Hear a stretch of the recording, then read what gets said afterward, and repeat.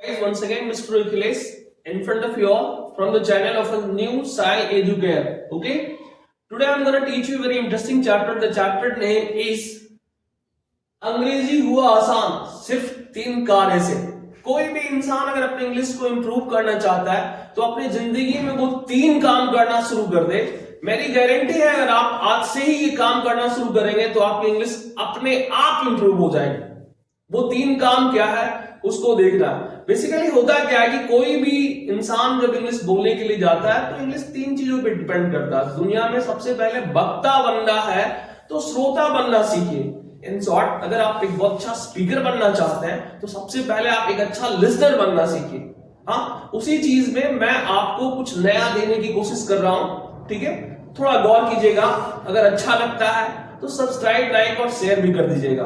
आपकी सपोर्ट्स का मुझे बहुत ज्यादा जरूरत है, ठीक है। तो सबसे पहले मैं जो बताने जा रहा हूं कि अंग्रेजी हुआ आसान सिर्फ 3 काम से, उसमें एक चैप्टर का नाम है कंसेप्ट ऑफ आर, ठीक है। और उससे पहले मैं बताना चाह रहा हूं कि reading half an hour in sound way. आप हर दिन आधे घंटे कम से कम आपको इंग्लिश पढ़ने की कोशिश करना है। और पढ़ना कैसे है? जैसे बचपन में आप बोल बोल के पढ़ा करते थे वैसे ही बोलकर पढ़ेंगे। उससे फायदा क्या होगा? उससे आपका एक्सेंट सुधरेगा, आपकी प्रोनाउंसिएशन सुधर जाएगी, आपकी डिक्शन सुधर जाएगा, आपकी साउंड कैसे अच्छी निकलती है वो मायने रखता है।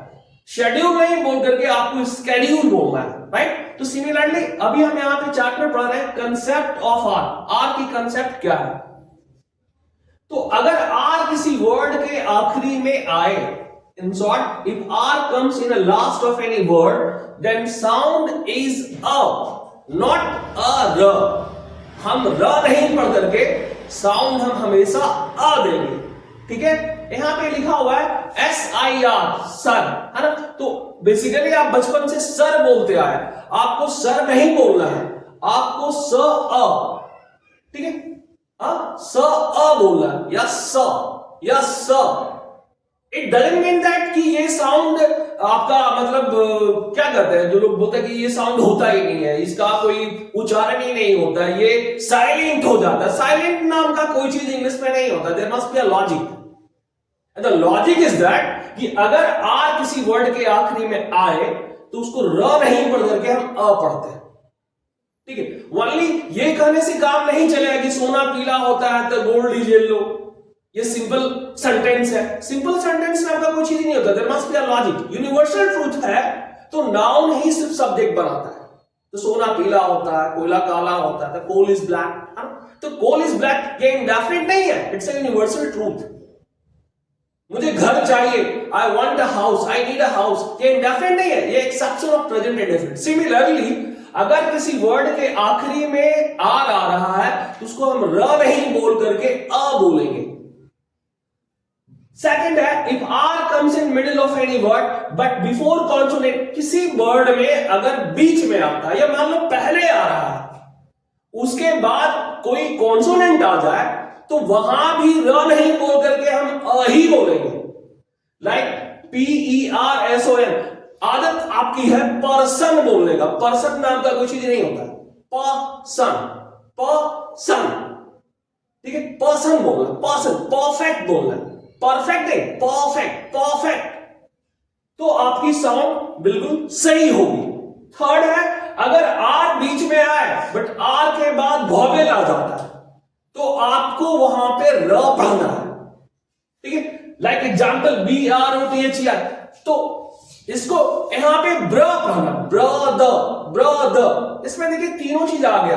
आर लास्ट में भी आ रहा है, आर बीच में भी आ रहा है, आर के बाद वॉवेल आ रहा है तो हमें र बोलना है, और लास्ट में आर आ रहा है तो हमें अभी बोलना है। तो ब्रदर, जैसे PRO, आप लोग ब्रो बोलते हैं, हाय ब्रो, है ना। तो हाय ब्रो यानी BR, आर के बाद ओ आ रहा है तो आपको यहां र बोलना ही बोलना है। एंड लुक एट हियर, पटक रूल, है ना। पटक रूल यानी प फ ह तीनों को एक साथ जब मिलाएंगे तब हमारा पी का उच्चारण होता है, पैन, ठीक है। ट ठ ह हम जब तीनों को एक साथ मिला करके बोलते हैं तो हमारा ठन, पूरा ठ नहीं बोला, दिस इज स्टैंड, ठीक है। क ख ह खीन, है ना। तीनों को मिलाएंगे तब हमें क का उच्चारण करना, ओके, शेड्यूल, इस तरह से हम बोलते हैं। Second word, do mirror practice. Per day आपको आईने के सामने, सिर्फ सजने से काम नहीं चलेगा। आप लोग हर दिन घर में सजते हैं, संवरते हैं, लड़कियां तो बहुत ज्यादा सब सजती संवरती है, तो सिर्फ सजने के लिए आने की जरूरत नहीं है। आईने के सामने जाइए। आप खड़ा कैसे हो, how to stand, how to speak, how to behave, how to wear your dress, your body language, your gesture, your posture must be improved while watching the mirror. And once you stand in front of the mirror, ultimately your gesture, your posture, your body language must be improved. This hand is not for doing to work, for eating and bathing. Hindi में आप जैसे बोलते रे रे रे रे रेगा रेगा, तो उसी तरह से इंग्लिश में भी रिदम है। कहां पे हमें तेज बोलना है, कहां पे हमें धीरे बोलना है। किसी की स्पीच अच्छी लगी तो हम इस तरह से क्लैप भी कर सकते हैं। कोई जरूरी नहीं दोनों हैंड से ही क्लैप करते हैं, यहीं से क्लैप कर सकते हैं। मेरे हाथ अगर यहां रखा हुआ तो हम यहीं पे क्लैप कर सकते हैं। Who will teach you this one?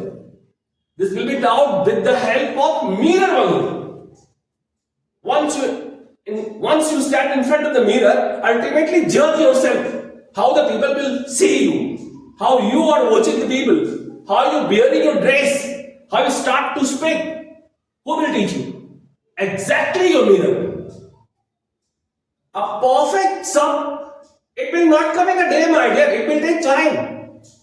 Simultaneously, once you want to be a perfect speaker, at that moment it takes time and it will be taught by with the help of your mirror.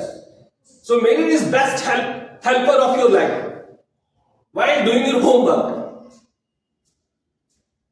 Without doing homework, suddenly you just go and play. At that moment, it will be not a well played. Well played will be taken some time, and that time will be given by you in a mirror.